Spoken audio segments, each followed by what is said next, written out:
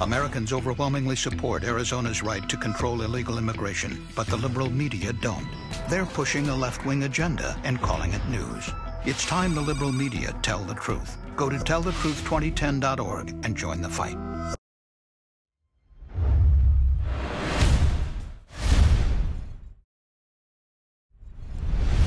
Good afternoon. It's Monday, November 15th. I'm Eric Shiner with Right Now on CNSNews.com. Getting ready for a showdown. Today, Congress returns for the lame duck session, and it seems it's a day of showdowns. Lots of events scheduled for today. Many leading House Republicans gathering this morning to send a message to Congress before Tuesday's earmark moratorium vote, telling Congress to avoid a huge tax increase by extending the current tax rates for every American. We'll have the latest on the conference and the potential political showdown there. Another showdown. Representative Charlie Rangel goes before a House panel, facing charges he violated congressional ethics rules, but he walks out of his hearing this morning. The 20-term Democratic congressman is accused of not properly accounting for his financial assets, among other charges. We have coverage. President Obama returning to the United States, telling reporters on Air Force One that he believed all of Asia is eager for American engagement and leadership. But his assessment sharply contrasted by the view of critics who have been shooting down the trip as disappointing, taking aim at the fact that G20 leaders balked at binding restrictions on China's currency manipulation and the failure to finalize a 3-year-old free trade pact with South Korea. International editor Patrick Goodenough has the story. And does President Obama think he's more powerful than a king? The ongoing duel between Obamacare and the state of Virginia getting another look.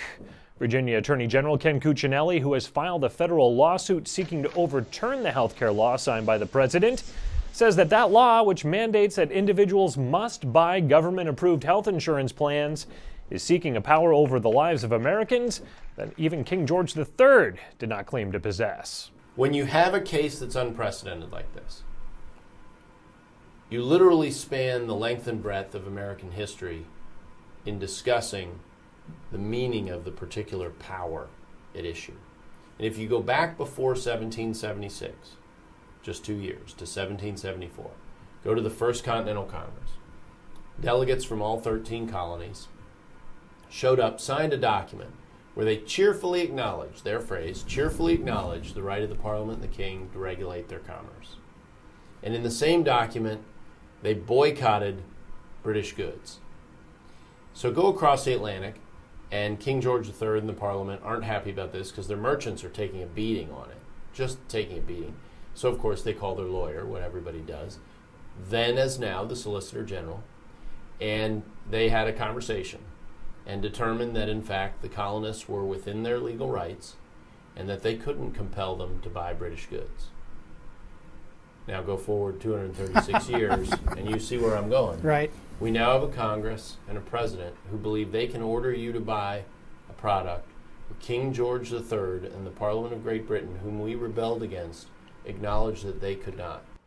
Check out the Online with Terry Jeffrey channel on CNSNews.com for the complete interview. We take aim at these stories and more, so click around and reload with information right now on CNSNews.com.